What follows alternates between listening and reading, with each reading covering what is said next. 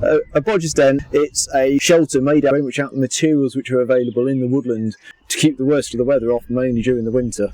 But there's quite a lot of people who are quite interested in doing this sort of green woodworking, started by a guy called Mike Abbott in the 1970s. We'd actually lost a lot of the tools and a lot of the techniques for various reasons in the last 120 odd years.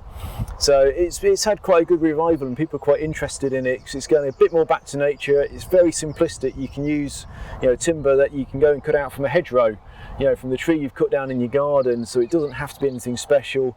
It doesn't need to be all treated and selected and milled and everything like that. You can actually make things from bits of timber which are literally just lying around. Bodger nowadays has a quite derogatory sort of meaning of a someone who doesn't really do things properly. It's a bit done on the cheap, where a traditional bodger is someone who works out in the woodlands and uses green material to make really handy, useful sort of products. That would have been the mainstay of lots of people's lives. If you needed a little stool, you went to the bodger and he made you a little stool. Then with sort of mass production coming in, this sort of art died out and then changed and became quite a derogatory sort of term for something that's a bit not very good. The technique that we've used is a little bit of a sort of a hybrid between very traditional and a little bit modern. We've cut flats onto all the joints.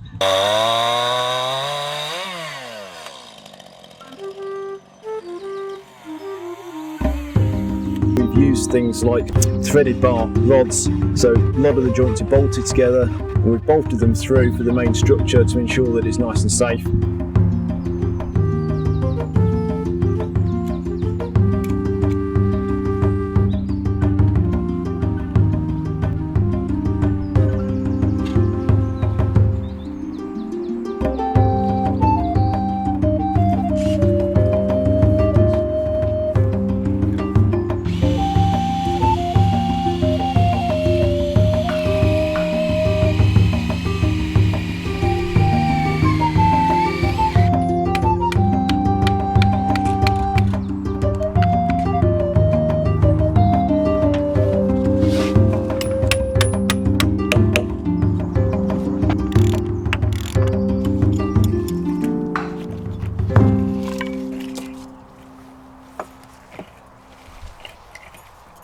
It's impossible to know exactly how everything's going to fit together like a manufactured product would be.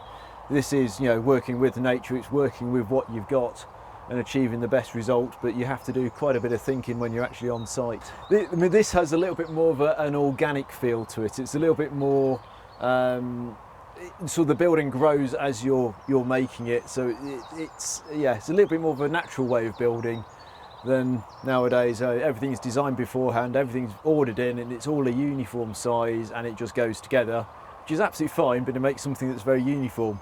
There will not be another structure like this because the material will be completely different the next time. Yep, on we're through. We've changed the design a little bit, so as we've built stuff, so it's been quite an organic sort of design process on this one. Nothing's really set in what we do. We have a big pile of wood and we make something out of it, so it's not a case of like, oh, we haven't got that size piece of wood, we'll have something which will do the job. And we've used splits and round material to make up some rustic fencing to give a sort of an enclosure for the area. Then we've used cedar shingles onto the roof. So is this bodger built to last? It should last about 15 to 20 years, hopefully.